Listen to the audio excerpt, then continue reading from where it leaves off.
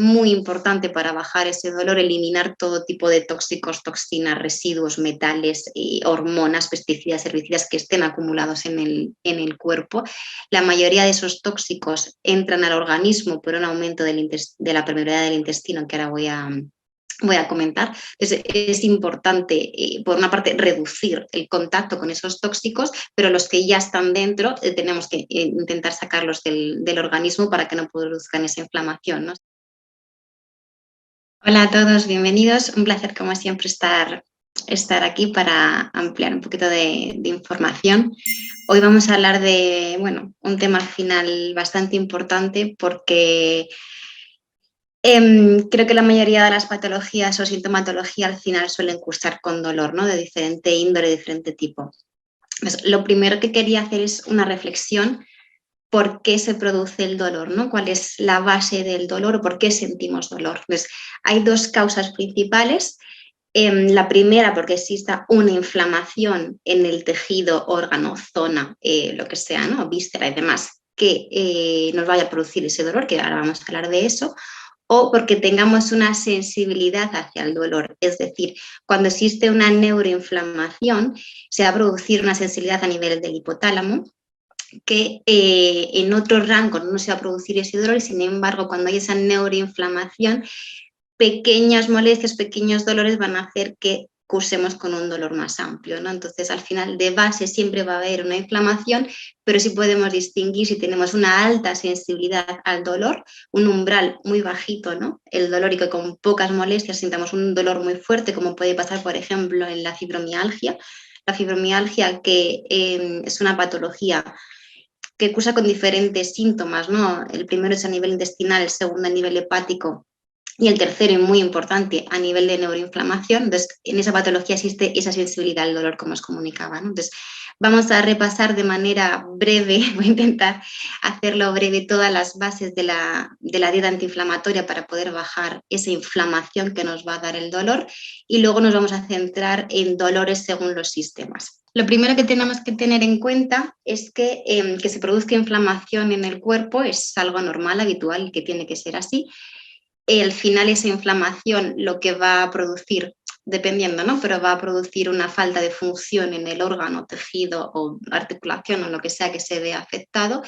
Suele cursar también con hinchazón, con exceso de calor en esa zona, no siempre, pero bueno, por ejemplo, cuando hay un dolor de cabeza o una artritis o algo así, suele subir la temperatura en esa zona o en ese órgano. Entonces, como os decía, calor a veces puede picar, producir como rubor o prurito, hinchazón, obviamente, con esa inflamación se va a ver una hinchazón secundaria y una parte de disfunción en ese tejido. Entonces, que se produzca eso es lo más normal, tiene que ser así, nos tenemos que poder inflamar. El problema viene cuando esa inflamación se mantiene en el cuerpo, que es lo que llamamos una inflamación crónica.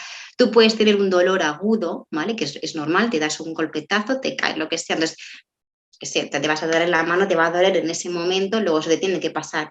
Cuando esos dolores son en diferentes zonas del cuerpo y transcurren a lo largo del tiempo, y hablamos de una inflamación crónica, que ahí es donde podemos actuar.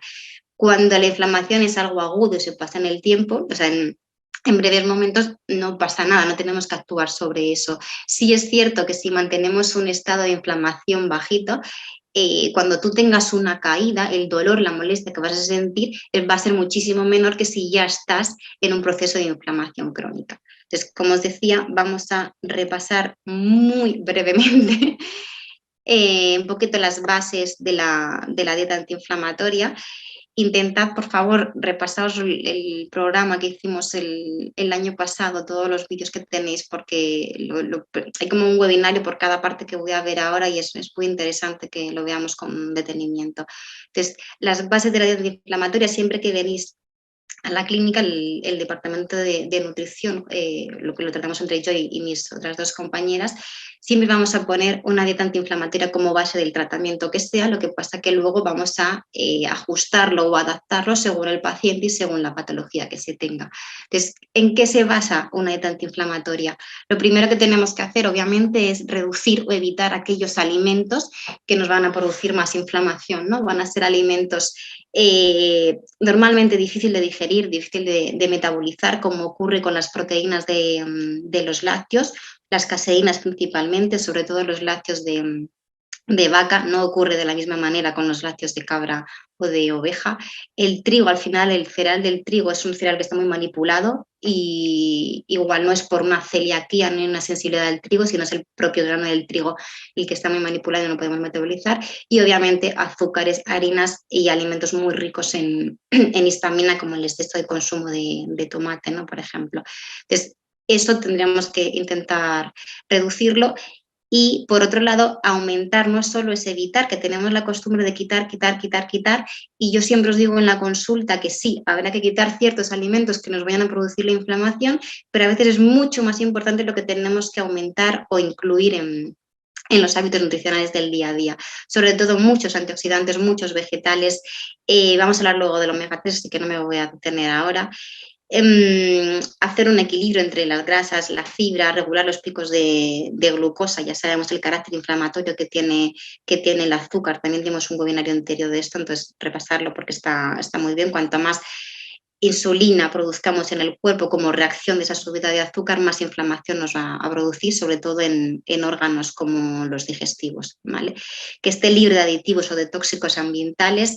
Y bueno, ahora vamos a hablar del hígado, pero muy importante las fases de detoxificación hepática. Vale, no quería dejarme sin incluir el tema de los ayunos. Los ayunos los tenemos como un poco la base para perder peso y demás, que bueno, hay veces que se necesitan, hay veces que van bien para eso y otras no tanto, entonces hay que adaptarlo según el paciente. Yo lo he querido poner hoy aquí para que veamos, analicemos la importancia que tiene ayunar para desinflamarnos y ayunar para ayudar a regenerar esos tejidos que están dañados. Dentro de las rutas metabólicas del organismo tenemos una ruta que lo que hace es absorber, metabolizar y digerir todos los alimentos y formar tejidos, ¿vale? Y luego tenemos otra ruta que es la de limpieza hepática y la del sistema inmunológico. Si está activa la ruta de digerir y absorber alimentos, no va a estar activa la de limpieza y la del sistema inmunológico. Entonces es muy importante dejar periodos sin estar metabolizando alimentos todo el rato para que se produzca esa limpieza y esa eliminación de tóxicos, de residuos y de esa tonificación del sistema inmunológico para reparar el daño del tejido, ¿vale? Entonces, importante, bueno, no vamos a hablar aquí mucho del tema del sueño, porque también hicimos webinarios sobre el sueño y la crononutrición, que intentar también repasarlo porque es muy importante, un buen descanso y no tener una cronodisrupción y regular esos horarios, ¿no? de comidas para reducir tanto la producción de cortisol como la inflamación y por tanto reducir ese dolor. Entonces hay que intentar ajustar los ciclos de las comidas a la luz solar, pero eso es importante adaptarlo a cada paciente, ¿vale? A los ciclos circadianos de cada paciente. Como os decía, los ayunos también lo que van a hacer obviamente es desinflamar todo el tubo digestivo, pero si ayunamos, como no le estamos poniendo trabajo al tubo digestivo, vamos a bajar su inflamación. Pero lo que iba a decir, si no reparamos esa mucosa digestiva y no equilibramos esa microbiota intestinal, en cuanto volvamos a comer, vamos a volver a tener problemas digestivos y a tener síntomas, ¿no? Como hinchazón, gases, dolor, ardor, lo que sea. Entonces, el ayuno está bien para favorecer ese descanso y esa reparación de la mucosa, pero si no tratamos la microbiota, en cuanto volvamos a comer, tendremos los mismos síntomas. Y nada, decir eso también intentar máximo 3 comidas al día por no estar enlazando una digestión con otra, que al final toda digestión conlleva propia de la digestión una pequeña inflamación de esa mucosa por la propia digestión y la propia absorción de los alimentos que consumimos. Vale. Como os decía antes, muy importante para bajar ese dolor, eliminar todo tipo de tóxicos, toxinas, residuos, metales, hormonas, pesticidas, herbicidas que estén acumulados en el cuerpo.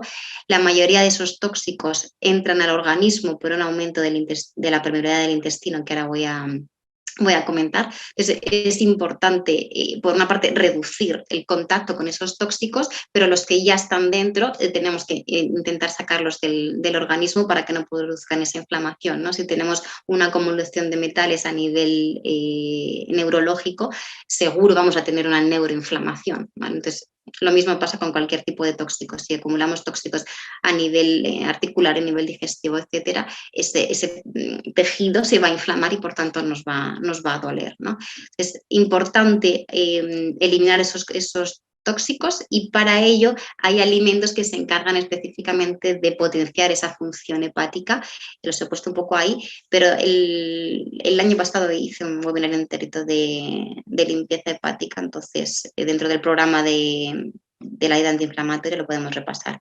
¿Vale? Entonces, importante esos alimentos, todo el mundo de las coles o el puerro, el nabo, las espinacas, el limoncito, el ajo, la cebolla, o infusiones como diente de león, cardo mariano y demás. Y muy importante para esta producción de bilis. El hígado se encarga de producir la bilis, no es la vesícula solo la almacena, es el hígado quien la produce y para poder producir esa bilis, la bilis lo que va a hacer tiene diferentes funciones, pero entre ellas lo que hace es emulsionar los alimentos a nivel digestivo para poder terminar de digerirlos, va a favorecer también un tránsito intestinal correcto, eso pasa mucho, luego lo voy a comentar, es muy, muy importante tratar el estreñimiento para bajar la inflamación, ya no hablo solo de inflamación intestinal, sino de esa entrada de tóxicos que se produce por no evacuar esos residuos. Es muy importante limpiar el intestino y tratar el estreñimiento para no inflamarnos de manera interna. Entonces, como decía, la bilis nos va a ayudar mucho con ese estreñimiento. La mayoría de las veces no es cuestión de falta de agua ni de fibra, sino que no llega bilis suficiente al intestino por una sobrecarga hepático-biliar. Entonces, fomentar la producción de bilis y que el hígado funcione correctamente es importante. Entonces, para eso, el aumento de grasas antiinflamatorias, como el aguacate o las semillitas hidratadas, aceite de lince, de coco, etcétera, es muy importante. El descanso, que ya lo he comentado antes, bueno, se puede suplementar con cardo mariano, silimarina y demás para potenciar el hígado. Vale. Hemos hablado muchas veces del intestino, es la parte más importante del organismo, tengamos la patología que tengamos y tengamos el síntoma que tengamos. Al final es la mayor vía de entrada al organismo, tenemos dos vías principales de entrada al organismo, uno son los pulmones y otro es el intestino, ¿no? Entonces, prácticamente todo pasa por el intestino. Si ese intestino está dañado, si tenemos una irritación, o tenemos un aumento de la separación de las células del intestino, van a penetrar todos los tóxicos, todos los residuos, toda la alteración que tengamos a nivel de la microbiota y, por tanto, el sistema inmunológico que tenemos presente en esa mucosa intestinal va a producir una reacción, con ella una inflamación, ¿vale? Entonces, ya no es solo dolor del intestino o dolor digestivo, malestar digestivo, sino que esa respuesta inmunológica a lo que está entrando por el intestino va a producir una serie de sustancias que van a llegar a la sangre y van a circular por el resto del organismo, llegando esa inflamación al resto de los órganos, ¿no? Entonces, lo primero siempre que hay que hacer es cerrar esa mucosa intestinal para que no se produzca esa reacción inmunológica. Además, hablábamos de la neuroinflamación dentro de la mucosa de los enterocitos, ¿no? de las células del intestino, está el nervio vago, lo que llamamos el sistema nervioso entérico. En ese sistema nervioso se regula todo el descanso, se regula toda esa producción de cortisol, de dopamina, de serotonina, esa regulación del sistema nervioso. Cuando se ve afectado ese sistema nervioso entérico, se va a producir una irritación y, por tanto, aparte de los cambios de humor que podamos tener de tristeza, de irritabilidad, de depresión, etcétera, lo que os decía, va a producir una sensibilidad a nivel hipotalámico y entonces una sensibilidad al dolor. Entonces, es importante cerrar ese intestino para que no esté afectado ese nervio vago. Vale, ya voy a ir más despacito, que he repasado toda la dieta antiinflamatoria. Bien, ¿qué es lo primero que tenemos que hacer cuando venimos con un dolor, ¿no? Sea donde sea, me da igual que sea una artritis, que un dolor digestivo, que un dolor de cabeza. Tenemos que detectar la presencia de patógenos. ¿A qué me refiero con patógenos? Dentro de los patógenos podemos tener bacterias, podemos tener hongos, podemos tener cándidas o podemos tener virus. Cuando hay una inflamación en un órgano, sobre todo si son patologías más autoinmunitarias, casi siempre va a haber presencia de un factor infeccioso que va a hacer que el sistema inmunológico intente atacar a ese factor infeccioso, a ese patógeno, y por tanto inflame la zona o el tejido o el órgano donde esté ese patógeno, ¿vale? Por ejemplo, si tenemos un virus a nivel uterino, se va a producir una inflamación a nivel uterina porque el sistema inmunológico intenta hacer frente a ese virus en el útero. ¿Vale? Entonces, lo primero que tenemos que descartar o lo primero que tendremos que tratar son los patógenos. Es rarísimo, rarísimo que venga un paciente a la consulta que se le haga un test de patógenos, ya digo, virus, parásitos, bacterias o cándidas, y salga todo limpio. Eso yo no lo he visto en la vida, ¿vale? Entonces es muy importante detectar qué patógenos tenemos, en qué intensidad los tenemos y en qué zonas del cuerpo los tenemos. La mayoría de las artritis casi siempre son infecciosas. Entonces es importante ver qué patógeno es lo que está creando la inflamación. Para eso detectamos el patógeno y luego a la hora de tratarlo de diferentes formas. Por ejemplo, a nivel de los virus sí que utilizamos mucho la ozonoterapia y también existe inmunoterapia específica por tipo de virus o los aceites esenciales, como el aceite de orégano, por ejemplo, que es bastante efectivo a la hora de eliminar sobrecrecimiento de cándidas o de bacterias patógenas. El ozono lo utilizamos mucho también a nivel intraarticular, a nivel rectal o a nivel vaginal, para eliminar tanto los factores patógenos como reducir esa inflamación y como consecuencia el dolor que tenemos en ese órgano. Bien, vamos a ir a la práctica. Nutrientes claves o, bueno, sí, claves que podemos utilizar para bajar ese dolor y esa inflamación. Lo primero, el movimiento. En medicina china hay un término que llamamos estancamiento de la energía. Cuando hay un estancamiento de esa energía en un órgano, estancamiento, por ejemplo, del chi, que llamamos de la energía del hígado a nivel hepático, va a producir toda esa toxicidad, dolores de cabeza, como no limpiamos, dolores de cabeza, irritabilidad, mucha inflamación a nivel de hígado, inflamación a nivel digestivo, porque el hígado no produce enzimas digestivas ni ácidos biliares suficientes. Cuando hay un dolor, unas contracturas constantes en la espalda, ¿no? O en el trapecio, lo que sea, el movimiento es muy importante, es muy, muy importante porque lo que va a hacer es movilizar el riego sanguíneo. Cuando tenemos una contractura, precisamente lo que ocurre es que no pasa sangre por ahí, ¿no? Entonces, cuando vamos a que nos quiten una contractura, intentan bajar esa contractura para que vuelva el riego sanguíneo a circular correctamente. Entonces, el mover, el estirarnos, el caminar dentro de lo que, si hay mucho dolor, dentro de lo que nos permita a cada uno, ¿no? Pero cuanto más estancados estemos, más dolores vamos a tener. He hablado antes del cortisol, de la producción de cortisol. Cuanto más estrés tengamos y más producción de cortisol crónico pasemos, ¿no? A lo largo de los años, el cortisol lo que hace es modo supervivencia. Tú puedes producir cortisol en un momento agudo determinado, que es perfecto, viene bien, no tienes que reaccionar de manera rápida ante algo. Lo malo es cuando se está produciendo cortisol todo el día durante años mantenido, ¿no? Entonces, el cortisol es modo supervivencia y vamos a tener un exceso de esa activación del sistema inmunológico, entonces todo el rato produciendo hormonas inflamatorias. Hemos dicho la regulación del sueño para el descanso y para ayudar a la regeneración de los tejidos. Es importante esto, regularlo.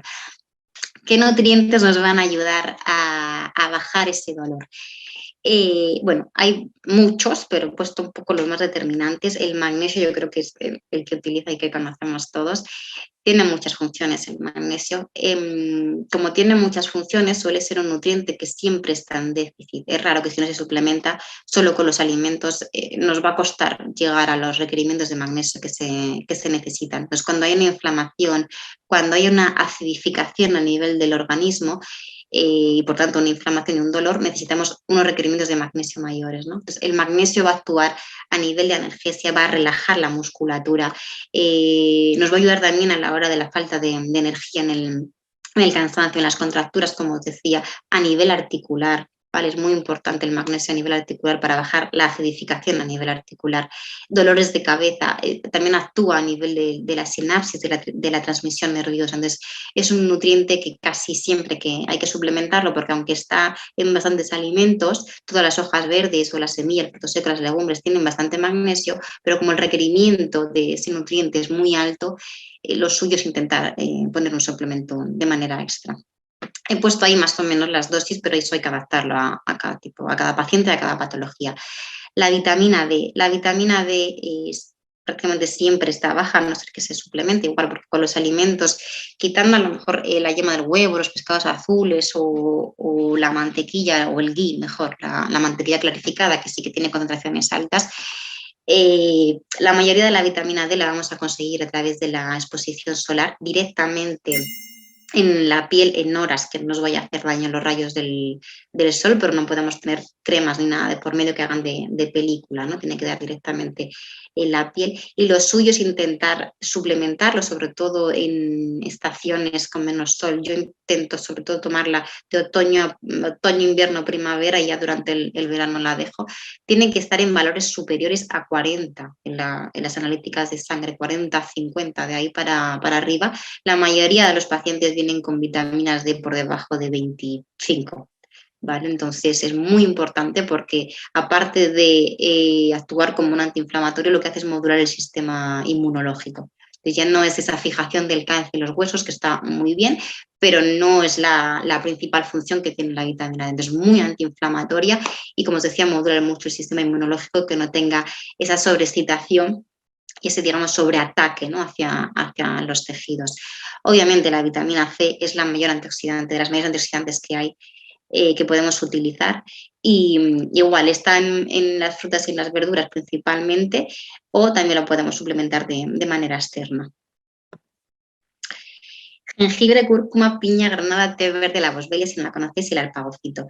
El jengibre y la cúrcuma es algo que se utiliza muchísimo en la consulta. La cúrcuma es la mayor antiinflamatoria que tenemos. Ayuda además también al metabolismo hepático, es muy anticancerígeno, es antidepresivo, inhibe la destrucción del cartílago, así que a nivel articular nos viene fenomenal, y estimula la regeneración de los tejidos en general. Entonces, como os decía, utilizar la cúrcuma en la comida nos va a dar un gran beneficio, pero cuando ya hay una inflamación y un dolor, lo suyo es que se suplemente de manera externa, porque, igual que decía con el magnesio, los requerimientos que se necesitan para bajar esa inflamación y ese dolor son grandes. Entonces, en vez de estar tomando AINES o antiinflamatorios convencionales, que al final van a producir un deterioro de la mucosa digestiva y una sobrecarga hepática, intentar subir los suplementos, ¿no? Las concentraciones de cúrcuma para bajar esa inflamación. El jengibre también es una maravilla.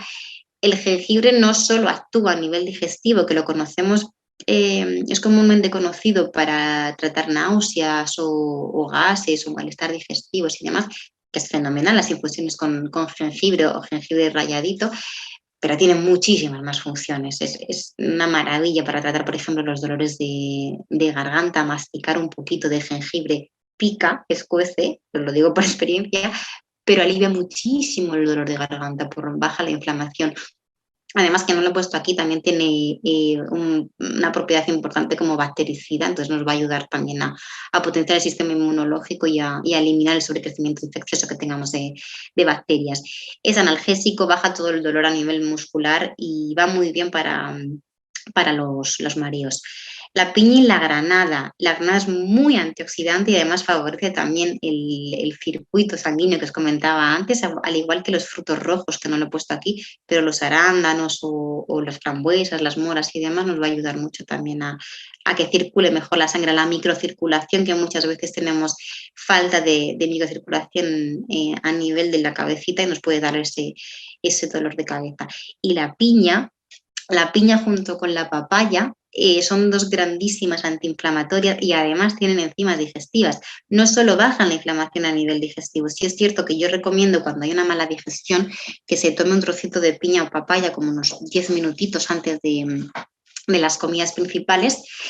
Pero como decía, no solo va a bajar la inflamación a nivel digestivo, ese carácter, esa propiedad antiinflamatoria, esas enzimas digestivas van a reducir agregaciones que se tengan en el resto del cuerpo, agregaciones a nivel articular, a nivel muscular, van a romper, ¿no?, esas agregaciones, y va a reducir el dolor en el resto del organismo, no solo es a nivel digestivo. Así que si tenemos mucho dolor y mucha inflamación, consumir frutos rojos, granada, piña, papaya nos va a venir muy bien. El té verde es un gran antioxidante, y la boswellia y el alpagocito son plantas que se suelen suplementar, que bajan mucho los dolores, sobre todo a nivel articular. La boswellia funciona bastante bien. Vale, lo he comentado antes así por encima, pero hay que tener un buen equilibrio entre las grasas. Os lo explico muchas veces. En la clínica medimos un parámetro que se llama ácido araquidónico. Dentro de los tipos de grasas, todas las membranas celulares están hechas principalmente de grasa, ¿vale? Entonces, lo que medimos es qué grasa predomina a nivel celular. Si la grasa que predomina a nivel celular es el araquidónico, el ácido graso araquidónico tiene un factor proinflamatorio, ¿vale? Tiene un carácter proinflamatorio. Sin embargo, el omega 3, al contrario, es súper antiinflamatorio. Entonces, tenemos que intentar mantener un equilibrio que esté siempre por encima del omega 3 del ácido araquidónico. Si hay una neuroinflamación, como os comentaba al principio, muchísimo más. Uno de los nutrientes que baja en la inflamación del sistema nervioso y nos ayuda a reparar esa mielina, esa membrana que recubre el axón de las neuronas, es el omega 3. Entonces, en casos cuando hay inflamación y si hay neuroinflamación muchísimo más, suplementar con omega 3 es necesario porque solo con el que obtenemos de los alimentos nos vamos a quedar muy cortos. Es cierto que tenemos que regular la dieta para aumentar alimentos con omega 3 como la semilla, los frutos secos, el lino, la chía, la calabaza, el cáñamo, todo eso que lleva los pescaditos azules pequeñitos, porque los grandes tienen mucho omega 3, pero van a tener muchos metales, entonces al final es más contraproducente.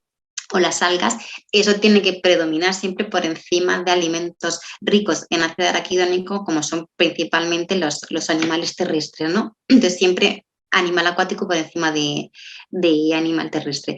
Pero, como os decía, con la alimentación no va a ser suficiente y es conveniente, por no decir necesario, suplementar con omega 3. Cuando hay neuroinflamación es necesario suplementar 2 gramitos de omega 3 al día, si es en la misma toma muchísimo mejor. Vale, ahora lo que he hecho es poner como 4 órganos o sistemas con alimentos específicos para cada uno. Vamos a empezar con el dolor de cabeza. Obviamente aquí es importante bajar la inflamación del sistema nervioso, entonces ya os lo he dicho antes, todo el omega 3. La melena del león, no sé si la conocéis, es un hongo que pertenece a la micoterapia. La melena del león o el ericio, que también se llama, actúa a nivel de mucosas, nos va a ayudar a regenerar la mucosa digestiva y nos va a ayudar a la hora de la concentración de la memoria y a conservar la mielina, que decía, la membrana de las neuronas. Es un hongo que utilizamos mucho y que funciona muy bien, sobre todo en patologías neurodegenerativas. Y el omega 3 que os decía. Cuando ya tenemos un dolor de cabeza, yo padezco migraña desde muy pequeña, entonces este tema lo controlo bastante. Alimentos que tenemos que evitar, sobre todo los que tienen una gran concentración de histamina.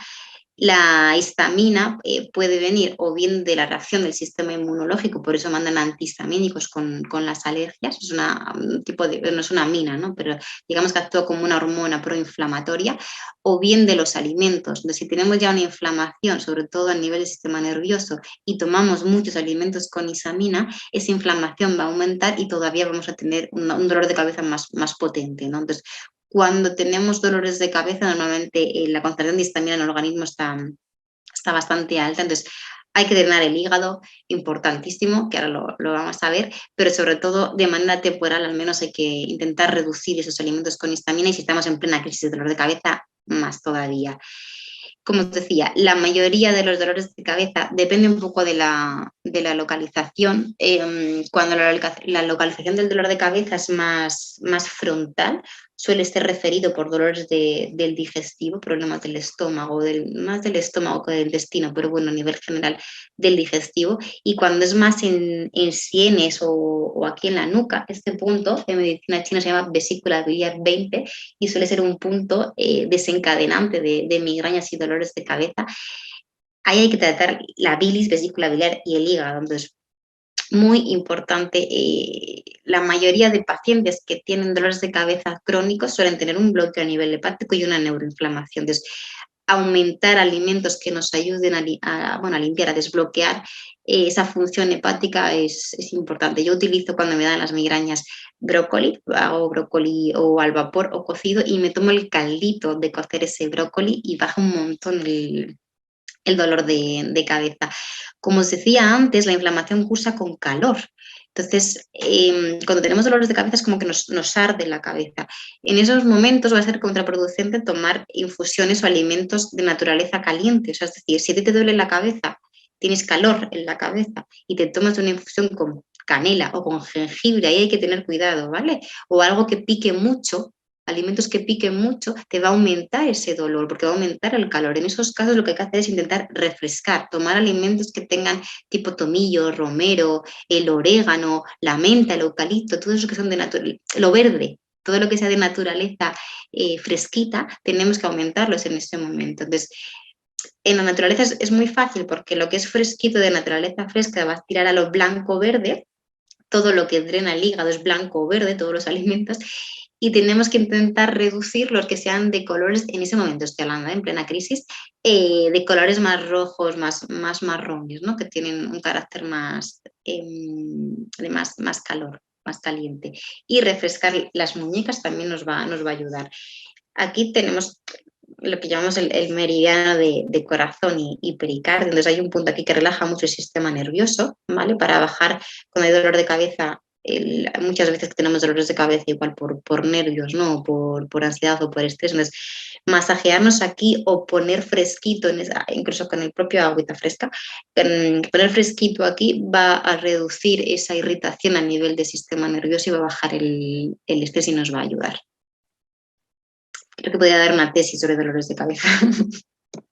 Vale.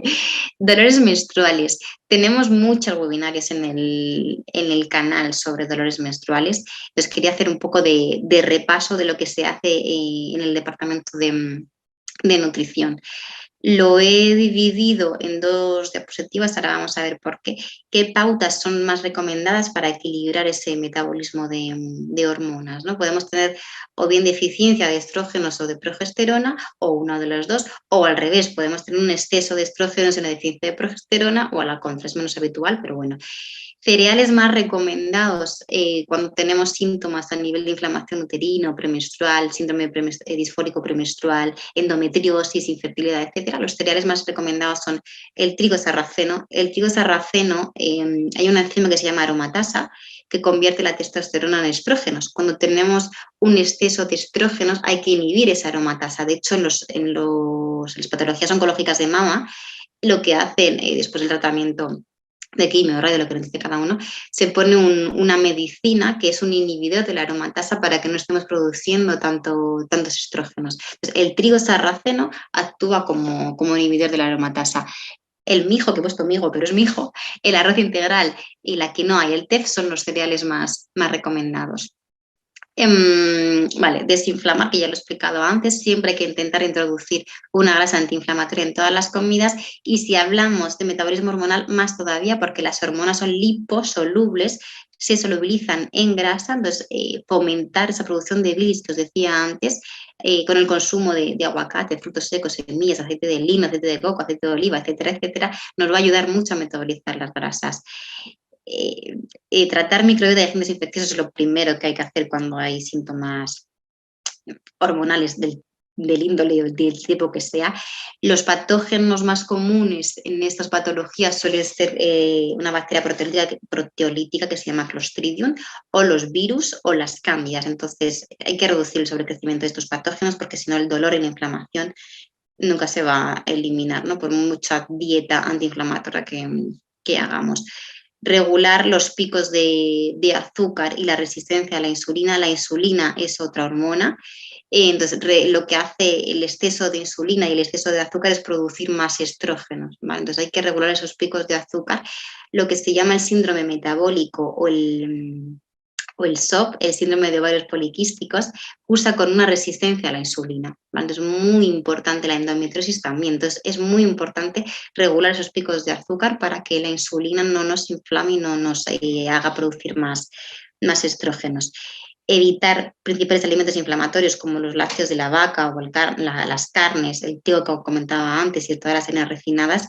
Hay algo que yo digo mucho que es que lo suyo es que intentemos no consumir alimentos que procedan de animales más grandes que nosotros. Es decir, si tomamos un lácteo, intentar que no sea de vaca y mejor tomarlo de cabra, de oveja, que es más pequeña que nosotros, o si tomamos una carne, mejor tomarla un pollo, si puede ser ecológico, un pavo, codorniz, conejo, lo que le guste a cada uno, que son animales más chiquititos. Si tomamos proteínas o alimentos procedentes de animales más grandes que nosotros, esas proteínas y esas hormonas que proceden de esos animales no los vamos a poder metabolizar y por tanto nos va a inflamar. ¿vale? Y ya os lo he dicho antes, priorizar la proteína vegetal y la acuática por el tipo de grasa que tiene y por el carácter antiinflamatorio que tiene por encima de las que son de animal terrestre. Vale. Algo que me gustó diseñar un día es qué alimentos nos vienen bien por cada semana del ciclo.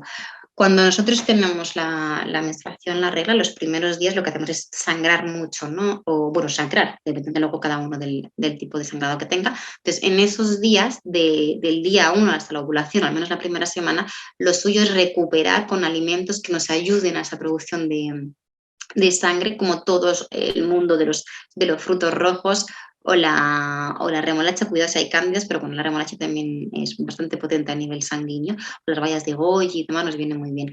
Desde la ovulación hasta la menstruación, lo que se suele producir es un bloqueo hepático, ¿vale? Entonces, eso es síndrome premenstrual, cambios de humor, irritabilidad, dolor del pecho, dolor de la tripa, dolor sobre todo distensivo, punzante de los ovarios y demás, es por un bloqueo hepático. Entonces, importante desde la ovulación hasta la menstruación aumentar esos alimentos a nivel hepático.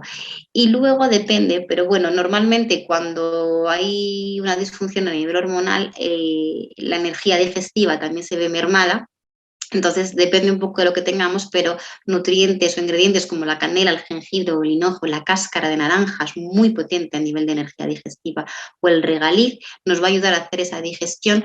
Hay pacientes que cursan más con diarreas o heces más blandas los días previos a la regla o la propia regla, que nos vendría muy bien la cáscara de naranja, la canela y demás, o a la contra, si hay estreñimiento, lo que tenemos que intentar es aumentar esos mucílagos, esos geles procedentes de la chía o el lino hidratadito, o de la aloe vera o el psyllium, una cera o la avena o el ghee, la mantequilla clarificada, que también nos va a ayudar.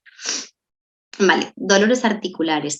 He puesto nutrientes específicos a nivel de articulación, los que más, o sea, dentro de la base antiinflamatoria, además sumarle esto y quitar los patógenos, que esto ya lo he dicho antes, el humus, que es una bomba de calcio y de proteína antiinflamatoria con los garbancitos y el tahín y la pasta del sésamo. No he puesto el tahín, pero he puesto el sésamo.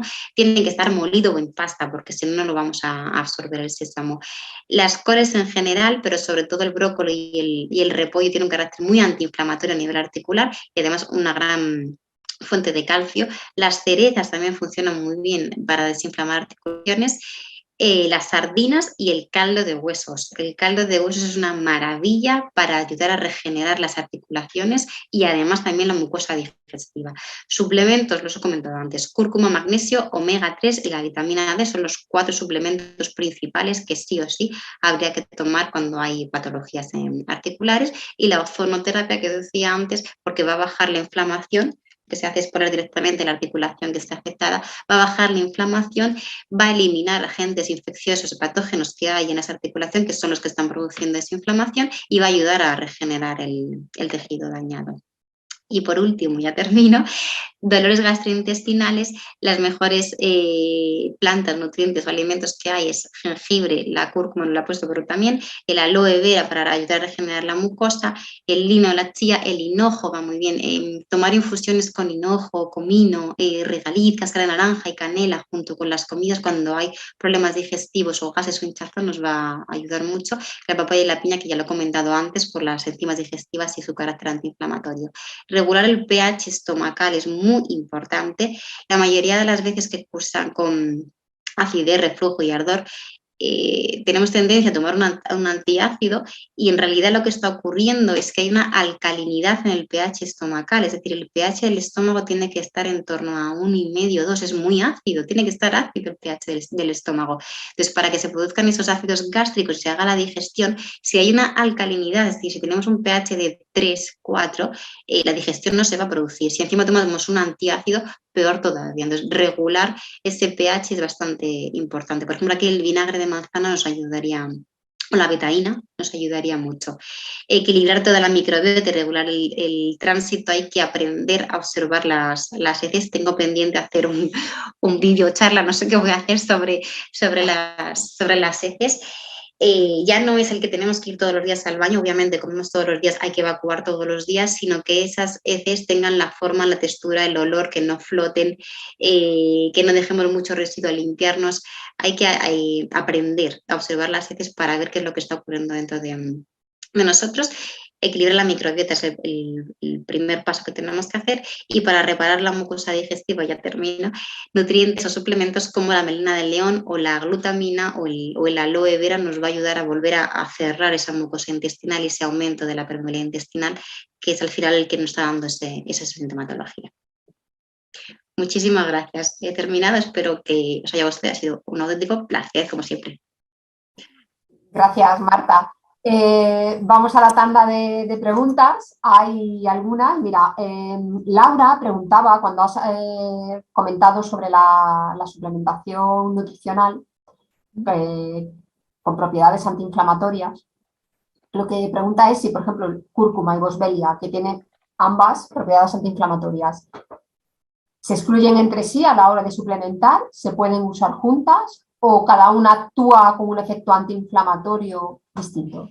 Normalmente, a ver, se pueden dar por separado, lo primero, obviamente. Casi siempre se da más la cúrcuma que la boswellia, pero sí que existen preparados que en el mismo suplemento van a venir los dos nutrientes, ¿vale? Sí se pueden dar por separado, o sea, tú tienes boswellia sola y cúrcuma sola, pero lo suyo cuando es un dolor articular principalmente es dar las dos cosas, o en el mismo suplemento o en dos partes, pero dar los dos nutrientes. O sea, no son incompatibles. No, para nada, al revés. Vale. Después, Ignacio preguntaba, como has hablado de los puntos de dolor tratados con acupuntura, sí, hay tratamientos en CNI donde se combinen acupuntura y nutrición sí. a la par. Sí, normalmente los puedo los realizo yo, y lo que se hace en ese caso, bueno, es que la acupuntura puede actuar desde diferentes niveles, ¿no? Pero en ese caso lo que vamos a hacer es regular el sistema nervioso, como os decía, ¿no? Bajar ese exceso de producción de cortisol para que el sistema no esté tan atacando, ¿no? No esté tan sobreexcitado, y luego se va a regular a nivel energético el tejido o el órgano que esté en disfunción. Es lo que se hace con la acupuntura. Entiendo que actúan de manera sinérgica, ¿no? Que un buen programa nutricional contra el dolor va a potenciar los efectos beneficiosos de la acupuntura y viceversa, ¿no? Sí, a ver, es cierto que hacer un tratamiento de acupuntura solo y no tratar la dieta, no tratar el intestino y demás, los resultados que vamos a tener son muchísimo menores que si hacemos la dieta, ¿vale? O sea, lo principal es hacer una dieta antiinflamatoria y bajar la inflamación, no solo hacer la acupuntura. Si combinamos las dos cosas, obviamente el efecto va a ser muchísimo mayor. Y hablabas también bueno, pues las pruebas o las mediciones que se hacen para ver la relación omega-3, omega-6, ácido araquidónico. Y preguntaba Manuel, ¿qué tipo de tecnología se usa? ¿Hacéis si se hacen estudios analíticos o vamos a otro tipo de tecnologías? Bueno, se puede hacer a nivel normalmente, o sea, en la clínica lo que utilizamos es la bioresonancia, ¿vale? Como diagnóstico principal, y ahí sí que vamos a poder ver por ondas electromagnéticas si hay una disfunción o un desequilibrio entre el ácido araquidónico a nivel celular o el omega-3. Luego también se puede hacer a nivel de eritrocitos, ¿no? Pero eso es más complicado. Sí que se puede extraer células, o incluso lo hacen con el pelo. Lo hay en medidas con el pelo, igual que te miran los metales, te pueden ver el perfil de grasa, pero es un poquito más complicado, pero es que se hace. Es más complicado y entiendo que a lo mejor limita más la actuación clínica cuando tienes que ir a valorar la evolución de esos parámetros, ¿no? Con la sí, porque al final tienes que estar pidiendo esa medición constantemente. Sin embargo, yo en la clínica voy directo a enfermería y digo, mídeme el araquidónico, mídeme el omega-3, y en un momento puedo ver un poco la inflamación que tiene el paciente y ir efectivamente con la evolución, ir midiéndolo para ver cómo va y adaptar el tratamiento. Ana Rodríguez pregunta lo siguiente: si los niveles de magnesio, vitamina C y D son adecuados y hay dolor o inflamación, ¿recomienda suplementación? ¿Son adecuados dónde? Me explico. Son adecuados, claro. Claro, sí, no, sí, me voy a explicar. Normalmente traes analíticas de sangre y te ponen magnesio, vitamina B, lo que sea, ¿no? Todo está correcto. Eso mide lo que hay en la sangre, no mide lo que hay a nivel celular. ¿vale? Entonces, si tú tienes un dolor en el digestivo, lo que venga en la sangre está en la sangre. Entonces, por mucho que en la sangre te ponga que a nivel de calcio estás fenomenal, lo mismo luego a nivel articular tienes una osteoporosis del copón porque no estás fijando el calcio en el hueso. Entonces, hacer una analítica de sangre para ver nutrientes no te va a dar la realidad que tengas en los tejidos. ¿Me explico? Entonces, vuelvo a repetir que lo de que estén correctos es entre comillas, porque eso solo va a estar a nivel sanguíneo y aún así el magnesio, no sé cuál era el otro que me has preguntado de nutriente. Magnesio, vitamina C y D. Vale. A ver, si la vitamina D está correcta, estamos hablando de unos valores de mayores de 40-50, puedes poner, depende un poco de la estación, si es verano no hace falta que pongas de mantenimiento, pero si en invierno sí para que se mantengan los niveles. La vitamina C y el magnesio, si hay dolores o hay inflamación, lo suyo es que se suplemente siempre. Aunque salga en analítica. Por eso he dicho lo de correcto y dónde. Claro, claro. Además, a la hora de suplementación, la bioresonancia también permite poner a punto un protocolo de suplementación porque te permite... Porque la bioresonancia lo que hace es medir a nivel celular, no a nivel sanguíneo. ¿Vale? Y permite identificar incluso los suplementos más adecuados, ¿no? Incluso sí, porque la combinación óptima. Sí, se pueden testar. O sea, por ejemplo, hablábamos antes de la combinación de la cúrcuma a la boswellia, ¿no? Tú puedes testar si te va a ir mejor tomarlo junto, combinado en el mismo suplemento, o si te va a ir mejor tomarte solo la cúrcuma, ¿no? Entonces, ahí para adaptar el tratamiento es bastante recurrente la bioresonancia y para ver la deficiencia de nutrientes también.